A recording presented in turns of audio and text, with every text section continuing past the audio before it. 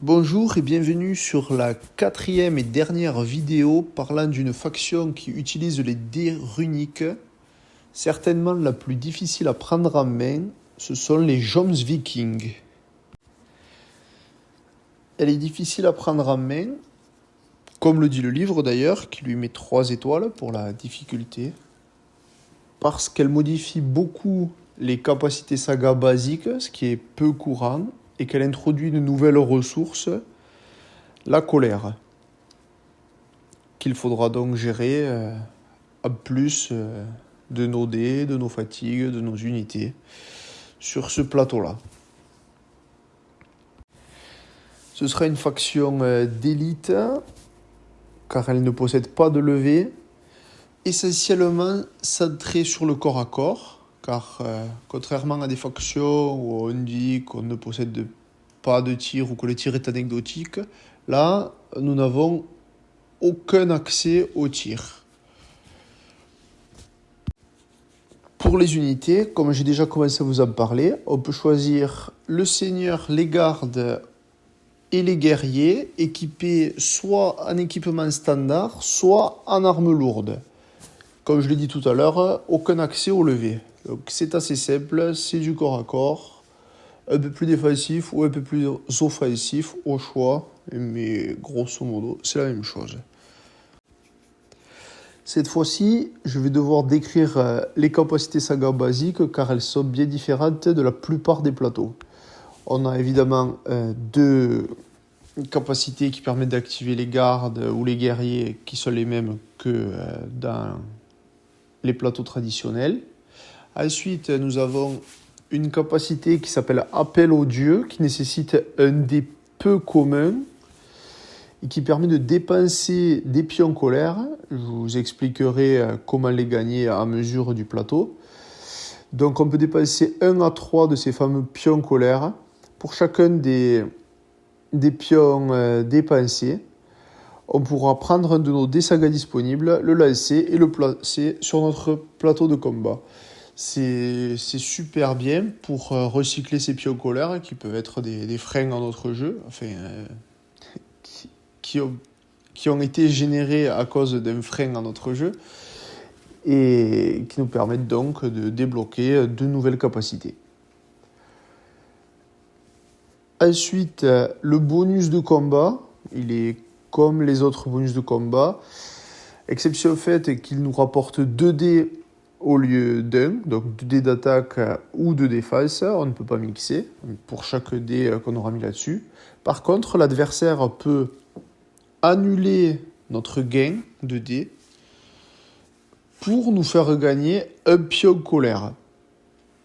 Ce sera l'adversaire qui choisira si on a l'autorisation d'utiliser notre capacité pour gagner des dés ou si on va gagner un pion colère. C'est-à-dire que le dé qu'on aura placé sur le bonus de combat nous apportera un des 2 bonus au choix de notre adversaire.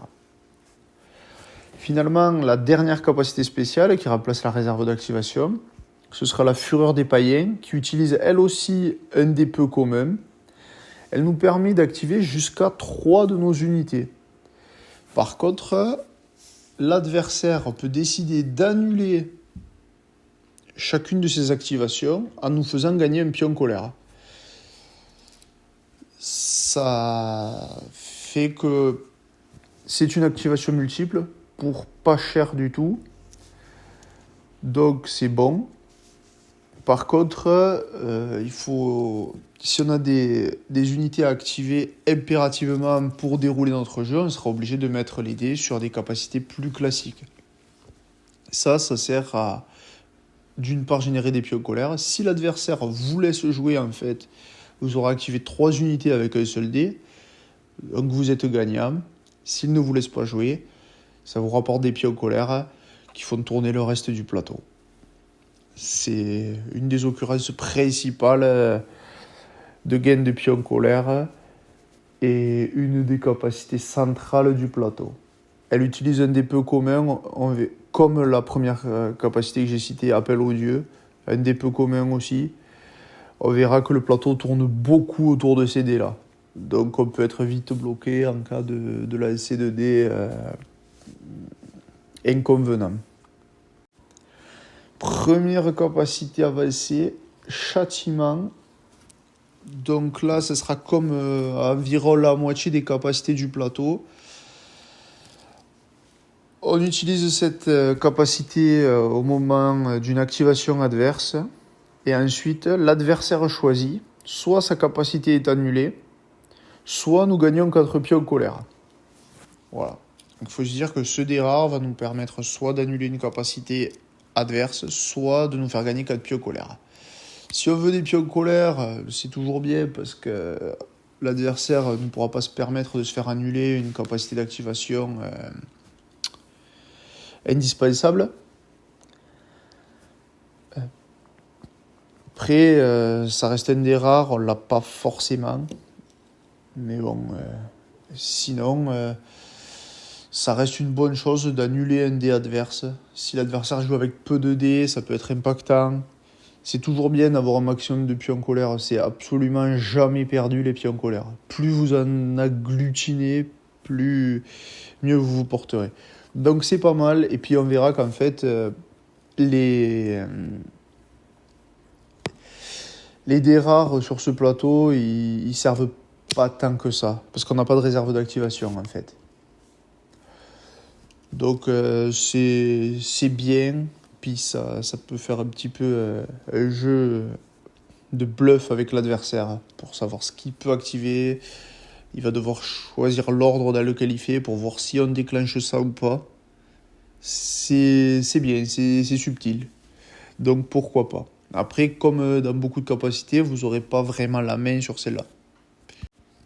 La seconde capacité, un orage se prépare. Là, c'est un des peu communs ou un des rares. Alors, vu le besoin qu'on a en des peu communs, en fait, ça sera souvent une capacité qui sera utilisée avec un des rares. Enfin, c'est bien d'avoir les deux choix. Donc, elle nous permet de retirer une fatigue à une ou deux unités différentes. Il n'y a pas écrit de notre bande, mais en principe, c'est ce qu'on va faire. Par contre, au choix de notre adversaire, on peut soit appliquer cet effet-là, soit gagner 2 pions colère. C'est toujours pareil. La troisième capacité, l'armure des païens, pour un dé commun ou un dé peu commun, une réaction à un corps à corps ou un tir. Elle nous permet, toujours au choix de l'adversaire, d'augmenter l'armure de 1 ou de gagner 2 pions colère. C'est assez intéressant pour se protéger du tir parce qu'on n'en a pas du tout de tir, nous. Donc, on a besoin de s'en protéger le temps d'arriver au corps à corps. Après, c'est un plateau qui est assez polyvalent entre ses capacités offensives et défensives. Contrairement à des choses qu'on a pu voir avec les factions qui utilisaient ces dés-là. Aux Vikings classiques, par exemple, qui, eux, sont très, très fortement tournés vers l'offensive. Celui-là, c'est plus polyvalent. Donc, pour un dé commun, c'est très bien. Pour un dé peu commun, je pense que c'est pas bien. En tout cas, si l'adversaire veut nous annuler ça parce qu'il veut absolument nous faire des pertes, on va gagner des pions colère. 2 pions. Et sinon, on va mieux se protéger contre le tir. Et c'est très bien, en fait, de ménager nos forces. La quatrième capacité, Holmgang. Ce sera la première capacité que l'on voit qui nous permet de dépenser nos pions colère. Donc on peut en dépenser de 1 à 6. C'est une capacité que j'utilise au corps à corps pour un dé peu commun ou commun. Et en fait, pour chaque pion colère qu'on dépense, on peut gagner un dé d'attaque ou un dé de défense. Ce qui est bien avec ce genre de capacité, c'est qu'on ne peut pas se la faire annuler par l'adversaire. Donc la moitié des capacités du plateau peuvent être annulées par l'adversaire et nous font gagner des pions colère. Et les autres utilisent des pions colère. Donc c'est une capacité qui nous permet de gagner des pions, des dés d'attaque ou de défense pour chaque pion dépensé. Et notre adversaire perd les mêmes dés que ceux que nous avons gagnés. Ça fait un delta important. Suivant ce que vous affrontez, des gardes, des levées, des guerriers, c'est plus intéressant de gagner de l'attaque et de faire perdre de l'attaque, ou de gagner de la défense et de faire perdre de la défense. En fonction du nombre de figurines à abattre aussi. Donc, ce qui est bien, c'est que c'est et défensif et offensif. Pendant les corps à corps, ça vous apporte une supériorité importante. Par contre, il va d'abord falloir engranger un certain nombre de pions colère pour s'en servir efficacement. La 5e capacité, alors j'ai dit qu'on n'avait pas de tir, ça sera la seule occurrence, la tempête nordique, qui peut être utilisée avec n'importe quel dé saga. Ce sera une activation qui fait que l'on peut résoudre un tir contre une unité ennemie, un tir avec 3 dés. Voilà. Sinon, l'adversaire peut nous empêcher de faire ce tir pour gagner 2 pions colère. Je pense que le dé commun, ça sera l'unique chose, mis à part si vous faites que des dés rares, mais voilà, pour un dé commun, c'est pertinent. 2 pions colère ou un petit tir, fond de table, quelqu'un qui se sentait un peu au-dessus de ça. C'est anecdotique selon moi. Après, ça peut toujours aider à tuer la figurine qui manquait pour faire perdre un des sagas à l'adversaire, ce genre de choses quoi. Ce genre de choses que peuvent faire les levées dans une autre bande, mais qu'eux ne peuvent pas faire. Donc ça complète bien en fait. C'est très loin d'être la capacité transcendante qui va apporter une vraie touche, un vrai impact à votre bande. Mais c'est plutôt un bon outil supplémentaire qui équilibre le plateau. Donc je trouve que c'est bien. Sans être fou, mais très bien. Presque indispensable. 6e capacité, donc après la fureur des païens, après l'armure des païens, on a la foi des païens, qui est une réaction durant un corps à corps ou un tir, qui nous permet de gagner 3 dés, au choix d'attaque ou de défense. Donc, je pense que c'est particulièrement une capacité défensive. Ça ressemble beaucoup à l'armure des païens en fait.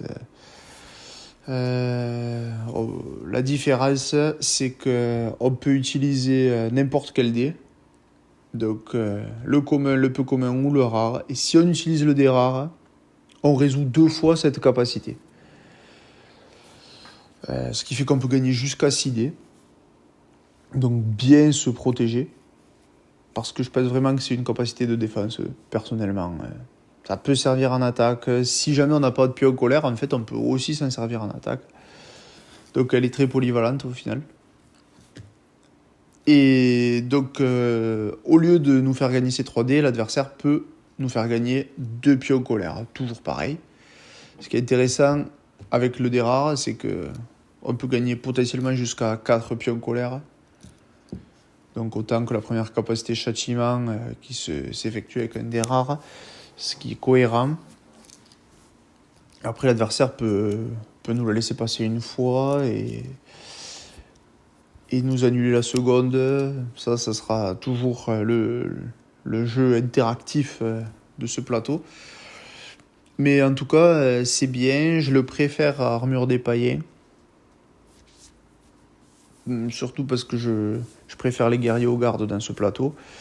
C'est vrai que passer son armure de 5 à 6, c'est plus intéressant que de gagner des dés de défense. Passer son armure de 4 à 5, surtout au tir, il y a quand même de bonnes chances que les défenses soient plus efficaces. Après, ce qui est bien, c'est qu'il y a 2 capacités, donc c'est potentiellement cumulable, ou alors on peut les utiliser sur 2 unités différentes si on se fait beaucoup tirer dessus, par exemple. Donc encore une fois, une bonne capacité. On se rendra compte qu'il y a beaucoup de bonnes capacités sur ce plateau. Elles sont bien meilleures que dans beaucoup d'autres plateaux, parce que justement, on peut se les faire annuler indépendamment de notre volonté. C'est le principe. La 7e capacité, maintenant qu'on a passé toutes les capacités que l'adversaire pouvait nous annuler, il nous reste des capacités qui nous permettent de dépenser nos fameux pions colère. Donc Jomsborg, qui utilise un des peu communs ou un des rares, on peut dépenser on doit dépenser de 1 à 6 pions colère, et chaque pion dépensé nous octroie 2 relances pendant le corps à corps. Chaque relance pour un dé d'attaque ou de défense. Là, il faudra voir le séquencement, je suis pas tout à fait sûr. Savoir si on lançait des dés d'attaque avant de voir ceux de son adversaire pour voir si on les relance à ce moment-là ou si on attend que l'adversaire ait lancé ses dés d'attaque pour voir si on en garde pour les défenses. Je sais pas. Ça, c'est un point de doute, donc je vous invite à réagir à ça pour m'éclairer. Enfin, quoi qu'il en soit, je trouve la capacité faible. Déjà parce que les dés peu communs ou rares, on a bien mieux à faire. La capacité qu'il y avait juste avant, le châtiment, pour ne citer que ces deux-là. Et les dés peu communs, c'est ce qui fait tourner le plateau. Donc en fait, à mon avis, cette capacité, la question, elle reste à suspens parce qu'il n'y a pas grand monde qui a dû vraiment se la poser, étant donné l'inefficacité de cette capacité, à mon sens. Après, peut-être que je me trompe complètement et que je me rends pas compte du potentiel de ce truc, mais ça m'étonnerait que vous y placiez un dé à quelque moment que ce soit. Le marteau de Thor, 8ème capacité de corps à corps uniquement sur un héros qui nécessite un dé rare. Elle nous oblige à dépenser entre 1 et 4 pions colère. Ces pions colère nous permettront soit de faire une touche additionnelle, soit d'annuler une perte. Encore une fois, je pense que c'est une capacité défensive, sauf si c'est le combat ultime et que on va terrasser le seigneur adverse, anéantir ses derniers gardes ou quelque chose de ce genre. Mais sinon, je pense que c'est vraiment défensif pour sauver les miches du seigneur. Voilà. C'est dommage, mais c'est à mon avis la seule utilité de ce truc. Donc quand vous en êtes à utiliser le marteau de Thor, c'est que vous avez fait quelques erreurs de jeu. En tout cas, il est là en dernier recours. C'est pas si mal. La 9ème capacité, alors là on est sur un des tops du plateau, même s'il y a beaucoup de choses bien sur ce plateau. La danse de l'acier qui utilise un dé commun, qui est une capacité d'activation, qui nous fait dépenser entre 1 et 6 pions colère. Elle nous permet de faire un mouvement qui ne génère pas de fatigue, avec autant d'unités que de pions colère dépensés. Donc c'est une activation multiple fantastique qui nous permet de faire naviguer toute notre bande. Ensuite, il faut faire attention, il y a eu une fac sur cette capacité, c'est surtout par rapport à la mise à jour du javelot. Donc toutes les unités qui ont bougé grâce à cette capacité seront considérées comme possédant des javelots jusqu'à la fin du tour. Ce qui leur octroiera par exemple un tir gratuit à moyenne distance, enfin avec toutes les caractéristiques du javelot, mais qui, si elles étaient équipées en équipement standard, leur baissera l'armure de 1 au corps à corps. Il faut y penser. C'est pas forcément évident, mais il faut y penser. Si vous avez des armes lourdes, par contre, ce sont les mêmes caractéristiques. Mais voilà. Donc c'est quand même une très faible contrepartie par rapport au gain que ça apporte. Activation multiple à folle la caisse, ça nous permet de faire tirer jusqu'à 6 unités. Ce qui est pas rien. C'est pas annulable par l'adversaire. Ça coûte un dé commun. Bon, par contre, là, vous allez bouffer votre capital colère là-dedans. Hein, enfin, moi, c'est comme ça que je le vois, mais ça, ça bastonne, quoi. Et après, voilà, là, c'est contrairement à tout ce que j'ai dit. En fait, vous n'avez pas de tir, mais vous allez vous mettre à tirer avec ça. À tirer et à plutôt bien tirer. Voilà, c'est la meilleure chose qui soit sur ce plateau, je pense. La meilleure chose qui soit sur ce plateau, ouais. Ça, sans débat. Enfin, si vous n'êtes pas d'accord, je peux le concevoir, mais pour moi, il y a vraiment rien au-dessus de ce truc. Finalement, la dernière capacité, la seule capacité qui utilise 2D Saga, légende, un des peu communs et un des rares. C'est quand même pas évident à placer, c'est un ordre. On doit dépenser 6 pions colère pour l'activer. Ça nous permet de donner une armure de 6 à toutes nos unités qu'il faudra minorer si vous possédez des armes lourdes, attention, hein, toujours y penser. Au tir comme au corps à corps, ça va durer jusqu'au début de notre prochain tour. Ça fait que ça marche aussi bien en défense, parce que l'adversaire va devoir subir toutes nos unités avec une armure de 6 pendant tout son tour. Et à plus de ça, notre adversaire ne peut plus annuler nos capacités pour nous faire gagner des pions colère. Au moment où on déclenche ça, il faut avoir capitalisé un maximum de pions colère et faire notre meilleur tour, quoi. C'est le moment de tout claquer, il faut en avoir beaucoup pour que ça soit rentable, mais ça vaut le coup. Après, même sans ça, rien que le fait d'augmenter notre armure à 6 sur toutes nos unités, alors évidemment ça coûte 2 dés, dont un rare, c'est pas évident que vous les ayez tout le temps. Le dé peu commun, vous en avez besoin pour faire tourner tout le plateau, surtout les capacités basiques, donc vous aurez pas forcément un tas de dés à mettre là-dessus. Mais en fait, c'est super bon, autant rien qu'en défense, quoi. Ça nous permet de nous prémunir de tout à fait du tour adverse. Alors c'est pas 100%, mais si vous jouez beaucoup de guerriers, ça leur fait monter l'armure de 2 points, quoi, par rapport à la normale. Ça se rentabilise encore mieux sur les guerriers, que j'ai tendance à préférer dans cette faction. Et du coup, c'est fabuleux. Enfin, c'est fabuleux. C'est très bien. C'est très bien. C'est très bien et ça nécessite que 6 pions colère, entre guillemets. Chose que vous allez avoir, en fait. Il ne faut pas négliger votre capacité à accumuler des pions colère. Prévoyez un petit paquet de pièces pour savoir ce que vous avez.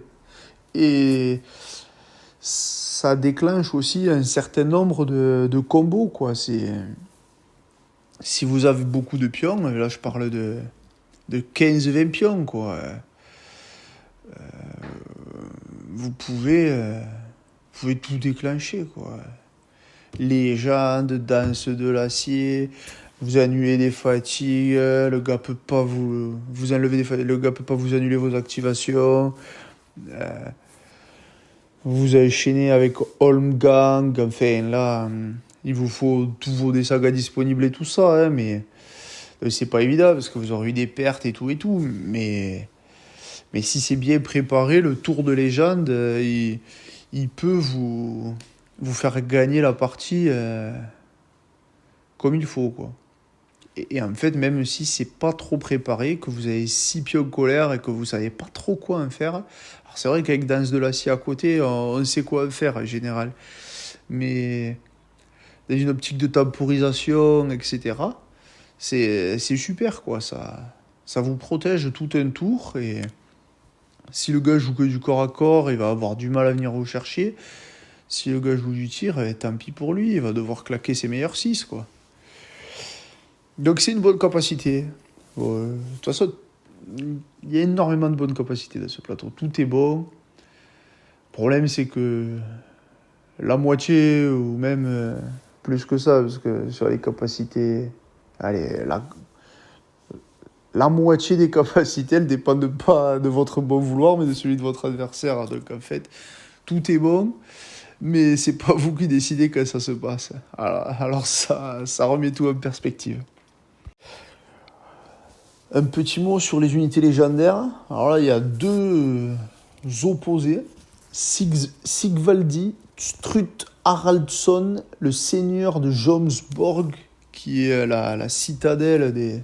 Si on peut appeler, si vous me permettez l'anachronisme, la citadelle des Jomsvikings. Donc lui, il a une sale réputation de sournois. Ses avantages, c'est qu'il a une armure améliorée contre le tir.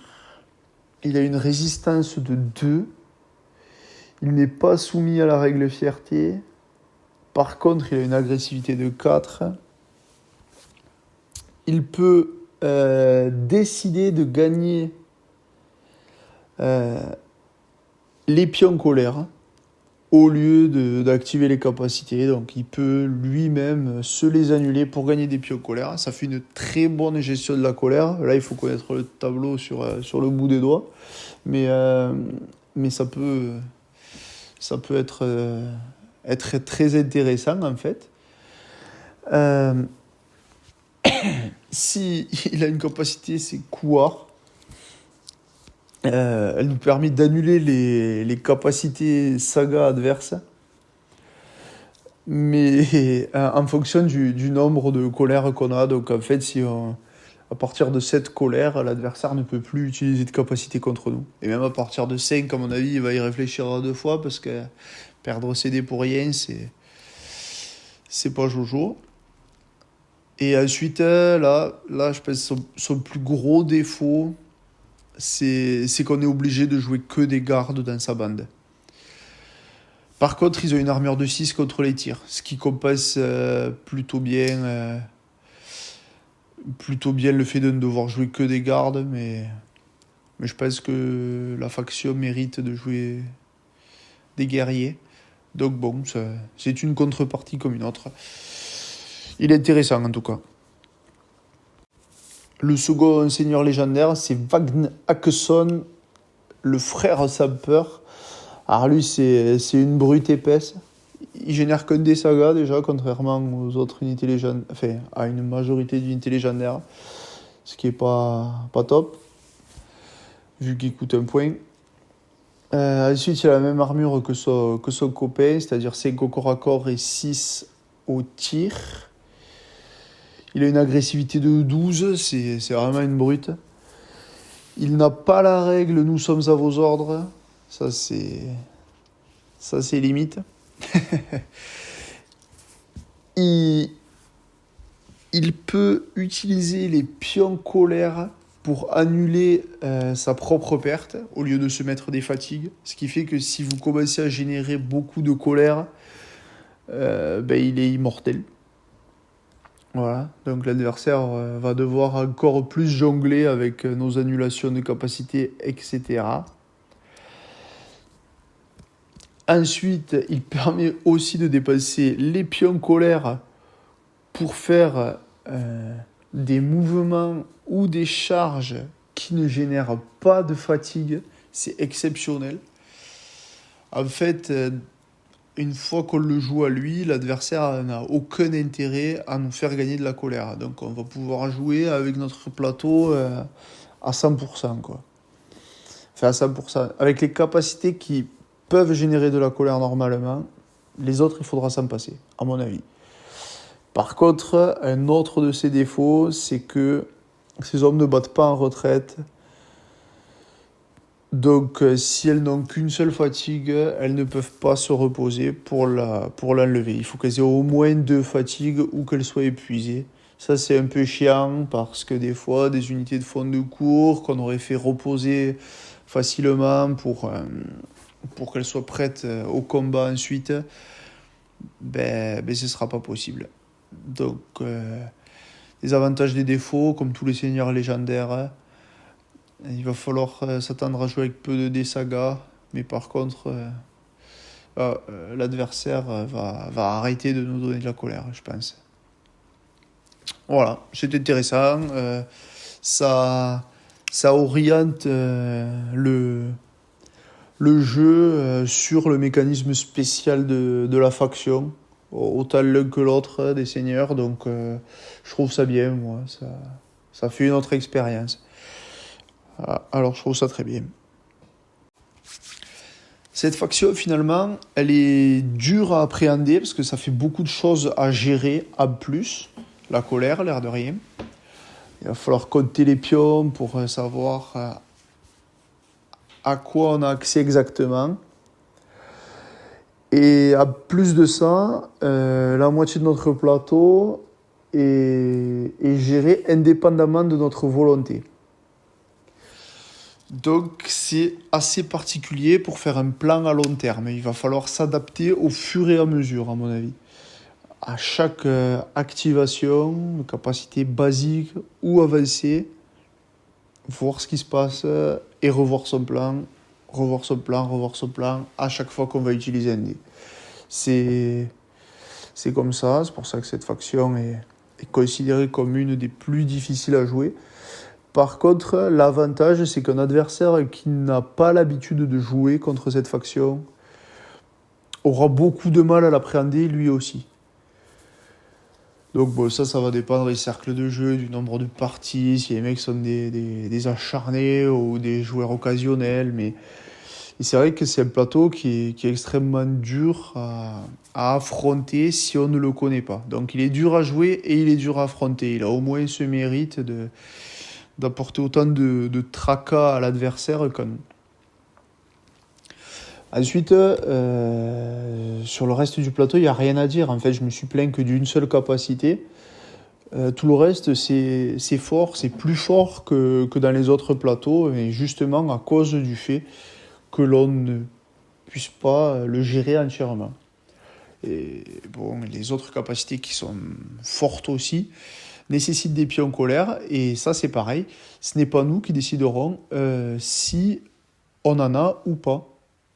Donc le timing sera particulier. Il faudra faire des tours sans colère, des tours avec colère, des tours avec un peu de colère, des tours avec beaucoup de colère. En fait, ça sera à voir et c'est difficile de faire un plan de jeu sur plusieurs tours avec ce plateau, à mon avis.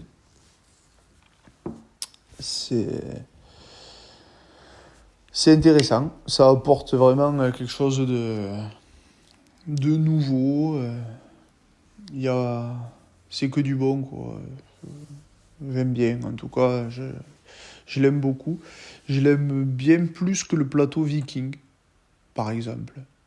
S'il fallait les comparer, parce qu'ils sont assez facilement comparables, on peut utiliser les mêmes figurines, donc en termes de rejouabilité, ça c'est super aussi.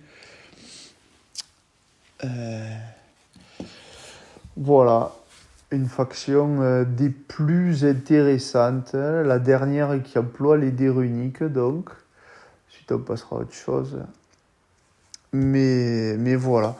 On peut aussi s'attendre à avoir beaucoup d'unités. On a beaucoup d'activations multiples, ça c'est très bon.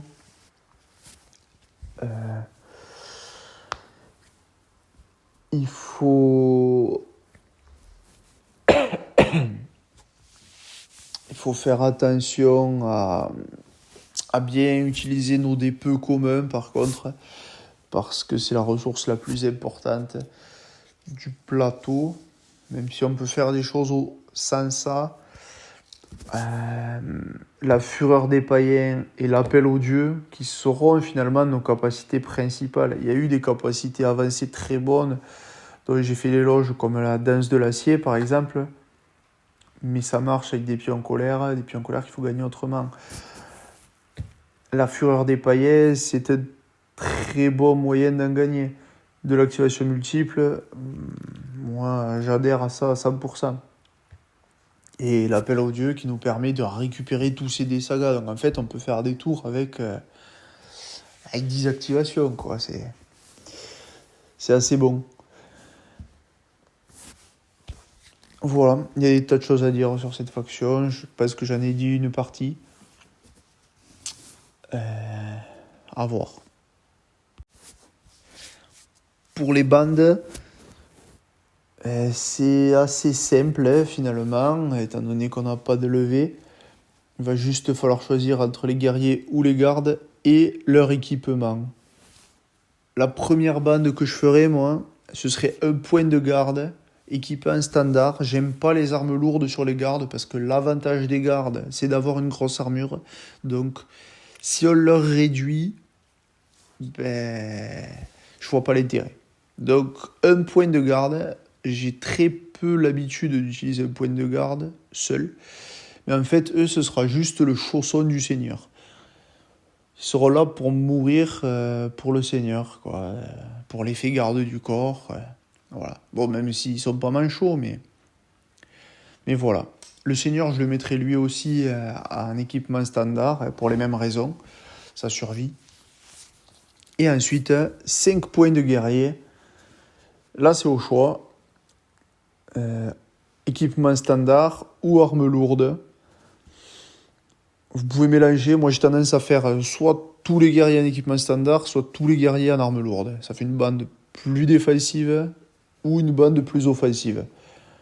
Bon, étant donné que c'est une des rares fois où on peut le faire, je préfère les armes lourdes. Parce que ça a plus de gueule, quoi.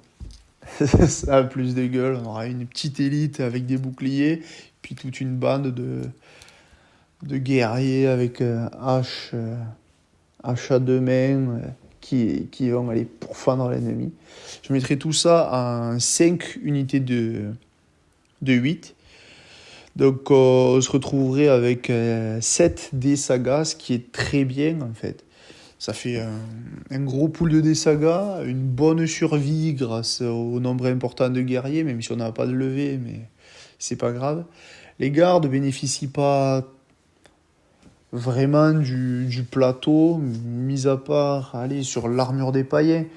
Mais légende avantage énormément les guerriers. La danse de l'acier, c'est kiff-kiff. Et après, en termes de survie, les guerriers, c'est 2 fois plus de points de vie. Même si pour le coup, là, ça va être 2 points d'armure en moins entre les guerriers et les gardes, étant donné que je mets les guerriers en arme lourde. Si vous êtes un joueur un peu plus défensif, les guerriers en équipement standard, ça va très bien aussi. Mais voilà.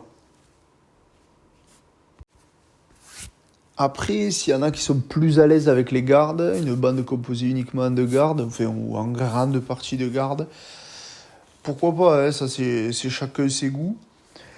Par contre, ce que je pense, c'est que c'est pas nécessaire de faire de grosses unités dans cette armée.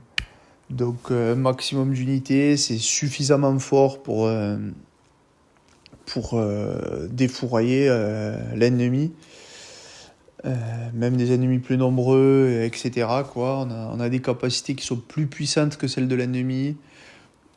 Ça fait aussi que nos pertes sont moins graves quand on a plein de petites unités.